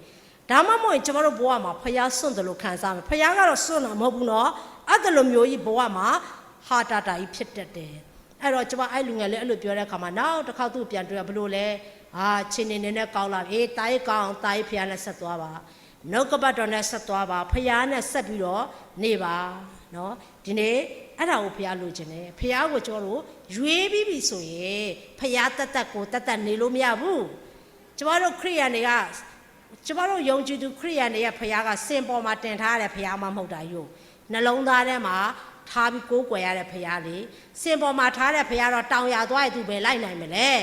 မြို့ထဲသွားရင်သူပဲလိုက်နိုင်မလဲစင်ပေါ်မှာရှိတာဟုတ်ကျမတို့ကိုးခွေတဲ့ဖယားစင်ပေါ်မှာထားတဲ့ဖယားမဟုတ်နှလုံးသားထဲမှာကျုံဝတ်တဲ့ဖယားဖြစ်တယ်ဒါကြောင့်မို့တော်တဲ့သွားလဲလိုက်တယ်မြို့တဲ့သွားလဲလိုက်တယ်တင်စစ်မှုထက်ကပြေးနေလဲတင်နဲ့တူပြေးပေးနေတဲ့ဖယားဖြစ်တယ်မပူနဲ့နော်ပြောချင်တာကစင်ပေါ်မှာတင်ထားပြီးကိုးကွယ်ရတဲ့ဖယားမဟုတ်ဘူးထာဝရဖယားကနှလုံးသားထဲမှာနေရာပေးပြီးကိုးကွယ်ရတဲ့ဖယားဖြစ်တယ်ဒါကြောင့်မို့ဖယားเจ้าထဲမှာပဲဖယားရှိတာမဟုတ်ဘူးဒီနေ့ကျမတို့သွားတဲ့နေရာတွေမှာဖယားရှိရဆိုတာကကျမတို့နှလုံးသားထဲမှာဖယားရှိလို့ဖြစ်တယ်နော်တချို့သောသူတွေကတော့ဖယားကတတ်သူတို့ကတတ်နော်တချို့ကိုးကွယ်မှုတွေပြောတာဖြစ်တယ်ကျမတို့ရဲ့ကိုးကွယ်မှုကတော့ဖယားနဲ့ကျမတို့ကတစ်ထက်တည်းဖြစ်တယ်နော်အဲ့တော့ဒီနေ့ကျမတို့ရှိရနေရာထဲမှာဖယားရှိနေတယ်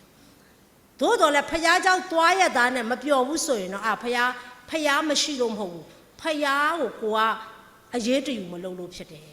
ဖယားနဲ့ကိုကရင်းနှီးမရှိလို့ဖြစ်တယ်နော်အဲ့ဒါလေးတို့လည်းနားလဲစေချင်ပါတယ်လို့အဲ့တော့ဖယားကိုရွေးပြီးပြီဆိုရင်ထို့ဖယားကိုကျမတို့ကဥပိ္ပခါပြုလို့မရဘူးဆိုတာကိုလည်းနားလဲစေချင်ပါတယ်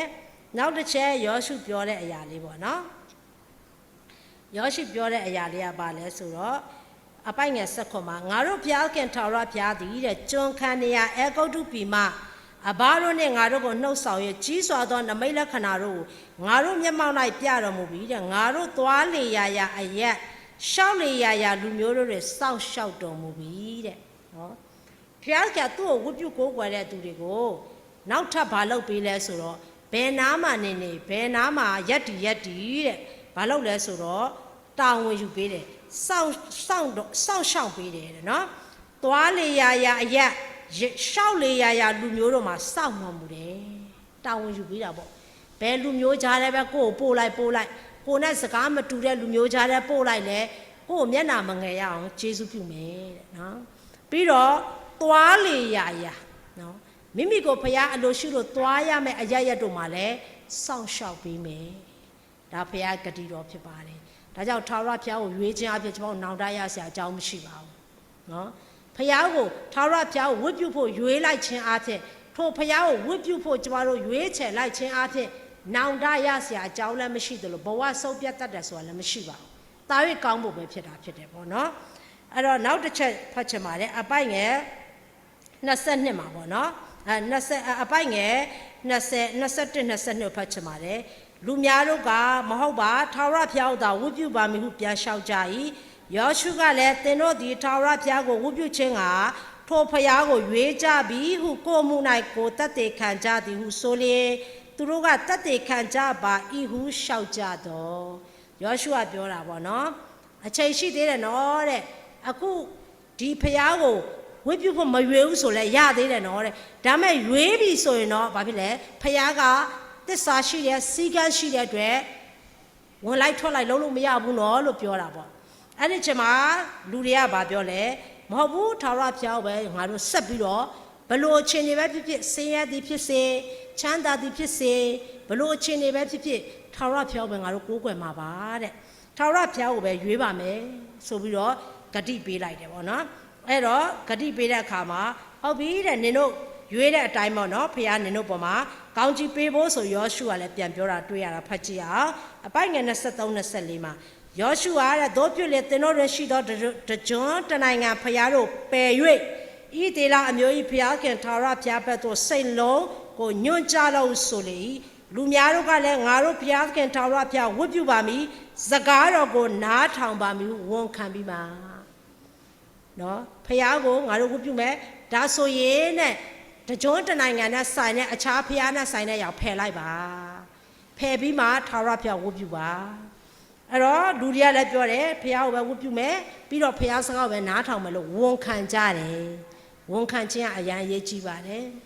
ယေရှုခရစ်တော်မိမိကယ်တင်ပါရှင်ဖြစ်စိတ်လုံးအကျွမ်းမဲ့ရောနှုံးနဲ့ဝန်ခံအဲ့လိုဝန်ခံပြီးတဲ့လူကလည်းတေတိတောင်သစ္စာဆောင်ရပါတယ်အခုလည်းထိုထာဝရဘုရားတော်ဝတ်ပြုမယ်ဆိုတဲ့ဝန်ခံခြင်းဣသေလလူမျိုးတွေလောက်သွားပါတယ်နောက်ကျွန်တော်တို့ဝန်ခံတဲ့အတိုင်းဘုရားကတစိတ်ခတ်မှာဖြစ်တယ်ထာဝရဘုရားတော်ငါတသက်လုံးကိုးကွယ်မယ်ဘလို့အခြေအနေပဲဖြစ်ဖြစ်ဝတ်ပြုမယ်နော်ဒါမျိုးဆိုရင်ဘုရားသခင်ကလည်းဒီနေ့ကျမတို့ရဲ့ဝတ်ပြုခြင်းကျမတို့ရဲ့ရွေးလိုက်ခြင်းကိုသူကလည်းလက်ခံမှာဖြစ်ပါတယ်အဲ့တော့ကိုးကွယ်မယ်ထိုဘုရားတော်ကိုးကွယ်မယ်ထိုဘုရားတော်ဝတ်ပြုမယ်လို့ကိုကရွေးထားပြီးပြီဆိုရင်ဘလို့အခြေအနေပဲကြုံပါစေထိုဘုရားကိုမစွန့်မိဖို့တော့အရေးကြီးပါတယ်ဘာကြောင့်လဲဆိုတော့ဘုရားကိုစွန့်ပြစ်စရာကောင်းလောက်အောင်ပင်ဖြစ်ပျက်တွေကြုံခိုင်းအောင်မှဖြစ်လို့ဖြစ်တယ်ဒါကြောင့်ကျမတို့ကအခြေအနေတွေဘလို့ဖြစ်နေပါစေထာဝရဘုရားကိုကျမတို့မစွန့်မိဖို့တော့အရေးကြီးတယ်ကိုရွေးထားတဲ့ဘုရားကိုအဆုံးတိုင်အောင်သစ္စာရှိစွာကိုးကွယ်ဖို့တော့အရေးကြီးပါတယ်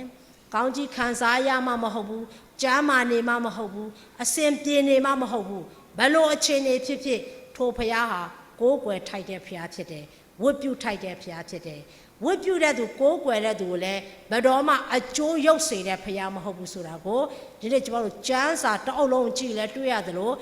လက်တွေ့ကိုးကွယ်ချီးမွမ်းနေတဲ့သူရဲ့အသက်တာမှာလည်းခံစားနေရမှာဖြစ်ပါတယ်နော်ဒါကြောင့်ရုသဝတ္ထုကိုကျွန်တော်တို့ကြည့်တဲ့အခါမှာရုသကလည်းရွေးတယ်ပေါ့နော်ရုသဝတ္ထုကျွန်တော်တို့ကြည့်တဲ့အခါမှာဘာတွေ့ရလဲဆိုတော့ရုသဝတ္ထုခိုင်း1မှာပေါ့နော်အပိုင်းငယ်16လောက်မှာသူရောက်ခမသူကပြောတယ်နော်သူရောက်ခမနောမီကနေခဲ့တော့ငါတိုင်းမီငါပြန်တော့မယ်ဒါမဲ့ရုသပြောတယ်တေချင်းမအပမခွာဘူးတဲ့နော်ကိုတော့လူမျိုးကကျွန်တော်လူမျိုးကိုတော့ဖယားဟာကျွန်တော်ဖယားသူလည်းရွေးရတယ်ပဲရုသရဲ့ရွေးချယ်မှုမှန်ကန်သောကြောင့်ရုသရဲ့ဘဝမှာလည်းပဲဖယားယေရှုခရစ်တော်လူစားတိခန္ဓာဆင်းကြွလာတဲ့အမျိုးအနွယ်ထဲမှာပါဝင်သွားတာကိုကျွန်တော်တွေ့ရတယ်နော်အဲ့တော့ရုသလည်းဘသူ့ကိုရွေးလဲထာဝရဘုရားပဲရွေးတာပဲလွတ်လပ်စွာရွေးချယ်ခွင့်ရှိပါတယ်နောမီကလည်းရွေးနော်အဲ့တော့ပြန်ခိုင်းတယ်နင်တို့ဖယားအရင်ရှိပဲပြန်သွားပါနော်ဩရဘကတော့ပြန်သွားတယ်သူဖယားအရင်ရှိဒါပေမဲ့ရုသကတော့ဘသူ့ကိုရွေးလိုက်လဲသူ့ရဲ့အရင်ဖယားကိုစွန့်ပြီးတော့ဒီနေ့အသက်ရှင်တဲ့ထာဝရဘုရားကိုသူရွေးလိုက်တဲ့အခါမှာသူ့ဘဝတစ်ခုလုံးကိုဘုရားကတာဝန်ယူသွားတာကိုကျွန်တော်တွေ့ရပါတယ်။ဒါကြောင့်ဒီနေ့ကျမတို့ဘုရားကိုရွေးလိုက်ခြင်းအပြင်နစ်နာစရာအကြောင်းမရှိအောင်ဘုရားကကျေးဇူးပြုနေမှာပါ။အာဗြဟံရဲ့တက်တော်ကိုကျမတို့ကြည့်တဲ့အခါမှာလည်းဘုရားဝတ်ပြုခြင်းသူရန်ဦးစားပေးတဲ့အာဗြဟံလည်းနော်။အာဗြဟံအကြောင်းလည်းကျမတို့အားလုံးသိပြီးသားဖြစ်မှာဖြစ်တယ်။အာဗြဟံကလည်းယုတ်တုစင်တုကိုးကွယ်တဲ့မိသားစုကနေပေါက်ဖွာတဲ့သူဖြစ်တယ်။သူ့အဖေဆိုလို့ရှိရင်ယုတ်တုလောက်တဲ့နေရာမှာနာမည်ကြီးတေရဆိုတာသူ့ရဲ့အဖေတေရယုတ်တုဆိုတာကျမ်းစာထဲမှာအများကြီးကျမတို့တွေ့ရတယ်နော်သူ့ရဲ့အဖေရဲ့နာမည်ကိုတက်ပြီးခေါ်လိုက်တာပေါ့တေရယုတ်တုဆိုပြီးတော့နာမည်ခေါ်လိုက်တာအဲ့ဒီယုတ်တုစင်တုကြားတဲ့ကနေမွေးဖွားလာတဲ့ပုဂ္ဂိုလ်တစ်ယောက်ဖြစ်တယ်ဒါမဲ့အာဗြဟံလည်းတနေ့တော့အခါမှာသူ့အဖေကိုးကွယ်တဲ့ယုတ်တုစင်တုကြည့်ဒါကြီးကဖျားဆိုအာဗြဟံလည်းစဉ်းစားရခက်အဲ့တော့သူလည်းဖျားစစ်ဖျားမောင်ရှာတယ်တနေ့တော့အခါမှာသူ့အဖေအပြင်သွားနေတဲ့ချိန်မှာသူ့အဖေကဖျားခန်းထဲမှာရှိတယ်အဲ့ဒီသူ့အဖေလှုပ်ထားတဲ့ယုတ်တုတွေဖျားယုတ်တုတွေဘာဖြစ်လဲသူကစားပလိုက်တယ်ချိုးပလိုက်တယ်ဟောအာဗြဟံရဲ့အဖေဥတေရရအပြင်ကနေပြန်လာတဲ့ခါကျတော့သူ့ရဲ့ယုတ်တုတွေကကြိုးပဲ့နေတယ်ဟာဘလို့ဖြစ်တာလဲ အာဗြဟံခြေဆော့လက်ဆော့ပြီလားနော်တချို့ကလေးလည်းရှိရလေအိမ်မှာဘာထားအကောင်မရှိဘူးအကောင်အကျိုးအပဲ့အကွဲနော်ခြေဆော့လက်ဆော့နော်အဲ့လိုပေါ့ဟာအာဗြဟံဆော့လိုက်ပြီလားအာဗြဟံခေါ်တယ်အာဗြဟံလောင်းဘလို့ဖြစ်တော့အဖေကိုးကွယ်တဲ့ဖယားတွေကကျိုးပဲ့ကုန်ပြီဘလို့ဖြစ်တော့အဲ့မှာအာဗြဟံပြောတယ်အဖေအပြင်သွားနေတော့အဖေရဲ့ဖယားတွေကတယောက်နဲ့တယောက်ရန်ဖြစ်ကြတာသားလည်းမထိန်နိုင်ဘူးအမှကျိုးပဲ့ကုန်ရောနော်အာဗြဟံအဲ့လိုပြောအမှတေရဘာပြောလဲဆိုသူ့သားအာဗြဟံနဲ့မင်းရှောက်မပြောနဲ့ငါကိုးကွယ်တဲ့ဒီဖယားတွေကမလုံချောင်းလေတဲ့ထားရင်ထားလို့နေတာလေနော်အဲ့မှာအဖြစ်ရပေါ်တာပဲထားရင်ထားသလိုနေတာဖယားမဟုတ်ဘူးဖယားထားသလိုနေရမှာလူထားသလိုနေတယ်ဆိုတော့ဖယားမဟုတ်တော့ဘူးတချို့တော့ကိုးကွယ်မှုတွေအဲ့ဒါပဲသူတို့ထားသလိုဖယားနေရတာနော်ဒီစင်မာနေဆိုဒီစင်နေဒီဘီရိုပေါ်မှာနေဆိုဒီဘီရိုပေါ်မှာနေဖယားဆိုတာလူစီမံသလိုနေရတာမဟုတ်ဘူးလူကဖယားစီမံသလိုနေရတာအဲ့ဒါမှဖယားလို့ခေါ်တာဖြစ်တယ်လူကိုစီမံတဲ့လူကိုဖယားလို့ခေါ်တာဖြစ်တယ်လူကစီမံတယ်ဆိုဖယားမဟုတ်တော့ဘူးဒါဆိုအဲ့ဒါသက်ရှိမဟုတ်တော့ဘူးเนาะအဲ့တော့အယုတ်ပဲဖြစ်ကောင်းဖြစ်လိမ့်မယ်အဲ့တော့အာဗြဟံကိုသူ့ရဲ့အာဗြဟံရဲ့အဖေတေရပြောပြီးအဲ့မှာအာဗြဟံတည်သွားပြီသူ့အဖေရဲ့ကိုးကွယ်နေတဲ့အရာဖယားမဟုတ်ဘူးအဲ့မှာဖယားကိုသူမြည်ဆန်းတဲ့အခါမှာဖယားသခင်အာဗြဟံကိုခေါ်ပြီးတော့ဒီကနေ့သူအသက်ရှင်ကြောင်းတက်တည်ထူခဲ့တယ်အာဗြဟံဒီထာဝရဘုရားသာလေအသက်ရှင်တဲ့ထာဝရဘုရားမှန်သိတဲ့နေ့ကနေစပြီးအဲ့ဖယားကိုဆက်ကိုးကွယ်တော်တာဖြစ်တယ်ဒါကြောင့်အာဗြဟံရဲ့အသက်တော်ကျွန်တော်တို့ကြည့်တဲ့အခါမှာသူဘာကိုဦးစားပေးလဲဘယ်နာရောက်သူကဖယားကိုဝတ်ပြုချော်ပြီးဦးစားပေးတယ်တနေရာပြီးတနေရာသူ့ဖယားရွှေ့ခိုင်းတယ်ဘယ်နာရောက်တဲ့နေရာမှာသူကတဲအရင်မထိုးဘူးအိမ်သာအရင်မဆောက်ဘူးအခုကျမတို့တွေကဘယ်နာရောက်အဆောက်အဦတစ်ခုဆောက်တော့မှအဆောက်အဦမဆောက်ခင်အိမ်သာအရင်ဆောက်တဲအရင်ထိုးအဲ့လိုလုပ်တာလေနော်အာဗြဟံဒီမြို့ရွာမှာသူ့ကိုဖယားကမင်းဒီနားမှာတော့ဘယ်နှလားလောက်နေရမယ်ပြောရင်အာဗြဟံအရင်ပါလောက်လဲအိမ်သာလည်းအရင်မလုပ်ဘူးသူတို့နေဖို့တဲရှင်လည်းအရင်မလုပ်ဘူးအာဗြဟံရစ်ပလင်အမြဲတမ်းအရင်တည်ပါတယ်အာဗြဟံရဲ့အသက်တာထဲမှာဦးစားပေးခြင်းကထာဝရဘုရားဝတ်ပြုကိုးကွယ်ခြင်းပဲဖြစ်တယ်ဒါကြောင့်အာဗြဟံကိုဘုရားသက်တမ်းစုံလင်ခိုင်းတယ်အာဗြဟံနေတဲ့နေတိုင်းကိုဘုရားကောင်းချီးပေးတယ်အာဗြဟံကိုဘုရားကျမ်းမာခြင်းပေးတယ်အာဗြဟံရဲ့ရန်သူလည်းဘုရားပဲရှိသူ့ရဲ့မိန်းမသူ့ရဲ့နှမလို့သူပြောတယ်နော်သူတတ်ခါရမှာဆိုလို့တကယ်အိမ်မက်ထဲမှာသွားပြီးလိန်လိုက်တာအာဗြဟံစုရရှိတဲ့လူလို့ငါကမှတ်တမ်းတာနော်နင့်ဒီဗာလဲစာရမလို့ပဲပြောပြီးမိန်းမကြတော့မပြောပဲဘာလို့ဝတ်ထားလဲအာဗြဟံကိုစုရမှာပေါ့ဒါပေမဲ့ဘုရားကအာဗြဟံမစုတော့အဘိမလက်ကိုပဲသွားပြီးချိန်ချောက်လိုက်တယ်သူ့မရောက်ဘာလို့မင်းသိမ့်ပါလဲနော်အဘိမလက်ကိုပဲဘုရားသွားချိန်ချောက်တယ်အာဗြဟံဘုရားမျက်နှာသာပေးတယ်ဒီကနေ့ကျမတို့ရဲ့အသက်တာထဲမှာအာဗြဟံဘုရားဘာလို့မျက်နှာသာပေးရလဲတော်ယုံတန်ယုံဘုရားကအာဗြဟံကိုအပြစ်မတင်ဘူးဘာကြောက်လဲအာဗြဟံရဲ့ဦးစားပေးချက်ထာဝရဘုရားဝခန်းချအဲ့ဒီတပိတ်ပင်အောက်တို့ဒါမှမဟုတ်ရင်ဒီလိုအရိတ်ကောင်းတဲ့အပင်အောက်တို့မှာအာဗြဟံကအမြဲတမ်းရစ်ပလင်အရင်တည်တယ်ရစ်ပလင်တည်တဲ့ကိုးကွယ်ခြင်းဝတ်ပြုခြင်းလုပ်ပြီးမှအိမ်သားဆောက်တဲဆောက်အိမ်ဆောက်ပေါ့အဲ့လိုလုပ်တာဖြစ်တယ်ဒါအာဗြဟံရဲ့ဦးစားပေးအသက်တာဖြစ်တယ်ဒါကြောင့်အာဗြဟံသည်ရုတ်တုစင်တုကိုးကွယ်တဲ့မိသားစုကနေအသက်ရှင်တဲ့ဖယားကိုသူရွေးလိုက်တယ်ကိုးကွယ်တယ်အဲ့ဒီအသက်ရှင်တဲ့ဖယားကိုသူရွေးလိုက်တဲ့တလျှောက်လုံးမှာတော့ဒီနေ့ကျမတို့ဘဝမှာအခက်ခဲတွေဘယ်လောက်ကြီးပဲကြီးမားပါစေအလုပ်တွေဘယ်လောက်ပဲများနေပါစေကျမတို့ရဲ့ဦးစားပေးခြင်းကဖယားကိုဝတ်ပြုကိုးကွယ်ခြင်းကဦးစားပေးခြင်းထဲမှာပါရမှာဖြစ်တယ်ထိတ်ဆုံးမှာဦးစားပေးခြင်းထဲမှာပါရမှာဖြစ်တယ်အဲ့လိုကျမတို့ထာဝရဘုရားကိုဝတ်ပြုခြင်းဦးစားပေးမယ်ဆိုရင်ဖယားရဲ့ဂတိတော်တွေကိုလည်းဦးစားပေးခံရမှာဖြစ်တယ်တင်းရဲ့မုန်းတဲ့ရုပ်ကောင်းချီးပေးမယ်နော်တင်းခန္ဓာကိုယ်ရဲ့အနာရောဂါတွေနှုတ်ပယ်ရှားပေးမယ်တင်းရဲ့တက်တောင်းဆုံးလင်းစေမယ်နော်တင်းလုံးတော့ဆောင်သမျှမမြုံစေဘူးပွားများစေမယ်တင်းရန်သူတို့ကိုတင်မတိုက်ရအောင်နောက်ပြန်လက်စေမယ်ပြားတူတွေဆေလွတ်ပေးမယ်အဲ့ဒီဂတိတော်တွေကိုဖယားကဘယ်သူဦးစားပေးမလဲသူ့ကိုဝတ်ပြုခြင်းဦးစားပေးတဲ့လူပြန်ဦးစားပေးမှာဖြစ်တယ်နောက်ဒီနေ့ကျမတို့ဒီကာလလေးမှာကိုးကွယ်ထိုက်တဲ့ဖယားကိုးကွယ်ဖို့တချို့တွေကပြင်းနေကြပြီဆူတောင်းဖို့ပြင်းကြပြီဖယားကြောင့်သွားဖို့ပြင်းကြပြီဖြစ်နွယ်နေကြပြီနောက်ပြီးတော့ဦးစားလည်းမပေးကြတော့ဘူးเนาะနောက်ဆုံးထမင်းစားရင်တော့မှကောင်းကောင်းချီးမွမ်းတာမဟုတ်ပကံလေးပဲလေးပြပြီးစားကြတဲ့ခေတ်ရောက်နေတယ်เนาะတချို့ဆိုပကံလေးပဲလေးပြတာเนาะ ကျမအကိုအသက်50ကျော်နေပြီသမင်းစားခံကိုရာချပေးအစာကျွေးပဲတောင်းလုံးမယ်ကလေးရ4ယောက်အဲ့တော့သူ့အမျိုးသမီးကဘာပြောလဲနေရလဲဒီလောက်အသက်ကြီးနေကိုရာချပေးအစာကျွေးပဲလားသူ့မိမသူပြန်ပြောတယ်ကိုရာမချပေးလို့နေငါ့ကိုချပေးရလားတဲ့သူကလည်းလို့ပြန်ပြောလိုက်သေးတယ်နော်ပြောချင်တာတချို့ကြတော့လေလူသားကြီးသွားတာစွတောင်းချက်ကမရင်ကျက်သေးဘူးSunday school လောက်ပဲရှိသေးတယ်နော်ဘာကြောင့်လဲသူတို့ဒီအလောက်ကတော့အသေးလောက်တယ်ကျော်လို့ကိုကဒါပေမဲ့အခုနလိုဖယားကိုဦးစားပေးမှုမှာအားနေတယ်အားနေတဲ့အတွက်ဝိညာဉ်ရမှာတငယ်ပဲဖြစ်တယ်ဒါတော့ဒီနေ့ကျမတို့ကဖယားနဲ့ပတ်သက်လိုက်ဦးစားပေးလေအသက်ကငယ်နေမယ်ဝိညာဉ်ရမှာတော့ကြီးပြီးတော့တာမာနေမှာဖြစ်တယ်ဒါတော့ဒီနေ့ကျမတို့ဝိညာဉ်ရမှာတာမာဖို့လိုတဲ့ကာလဖြစ်တယ်ဝိညာဉ်ရမှာမတာမာတော့သူတို့ဒီနေ့စုံစမ်းခြင်းတဲမှာအလဲလဲအပြိုဖြစ်မှာဖြစ်တယ်စုံစမ်းခြင်းတဲမှာထာဝရဘုရားကိုပြစ်မှားကြမှာဖြစ်တယ်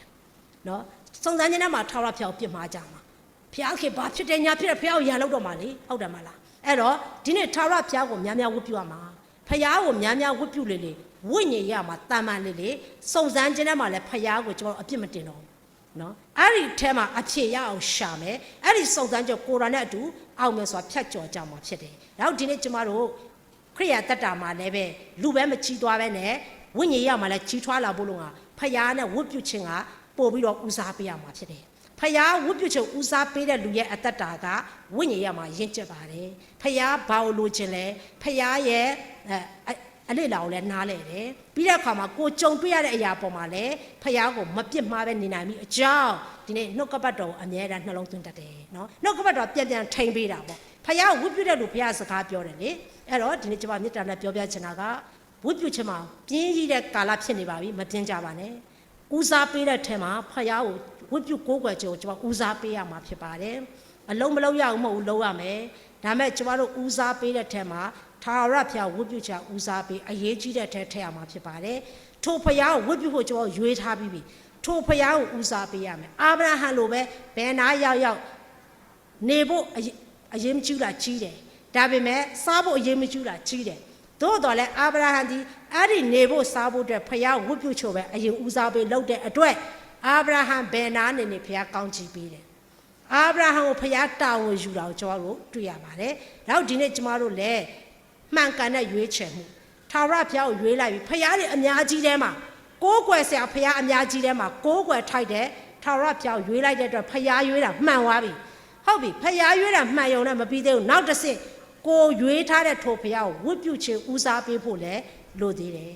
အဲ့လိုဦးစားပေးတတ်မယ်ဆိုရင်ဝတ်ပြုခြင်းနဲ့ဆိုင်တဲ့အကျိုးခံစားဖို့ဖယားကနေရောညရောထိုဂတိတော်တွေအားဖြင့်တာဝန်ယူမယ်ဆိုတာကိုပြောပြချင်ပါတယ်ဒါကြောင့်ကျွန်မနဲ့ဓမ္မမိတ်ဆွေများတက်တာထဲမှာအသက်ရှင်နေတွေ့ထာဝရဘုရားကိုဝတ်ပြုကိုးကွယ်ခြင်းဦးစားပေးကြရအောင်ဘယ်လိုအခြေအနေမှာပဲဖြစ်ဖြစ်ဘယ်လိုအခက်ခဲတွေကြားထဲမှာပဲဖြစ်ဖြစ်ထာဝရဘုရားကိုကျွန်တော်တို့ကြည်ပြူတဲ့စိတ်နေကြောက်ရွံ့တဲ့သဘောနဲ့နောက်ပြီးတော့သစ္စာနဲ့တကွာထိုဖယားကိုဝတ်ပြုမယ်ထိုဖယားကိုချီးမွမ်းမယ်ထိုဖယားကိုကိုးကွယ်မယ်ဆိုရင်အဲ့ဒီဝတ်ပြုကိုးကွယ်ခြင်းအကျိုးကို100%တော့အပြည့်ခံစားရမယ်ဆိုတဲ့အကြောင်းကိုမေတ္တာနဲ့ပေါင်းအစီခံကြပါတယ်လို့အရောက်စီတိုင်းမှာထိုနှုတ်ကပတ်တော်အဖြစ်ဘုရားရှင်ကောင်းချီးပေးပါစေ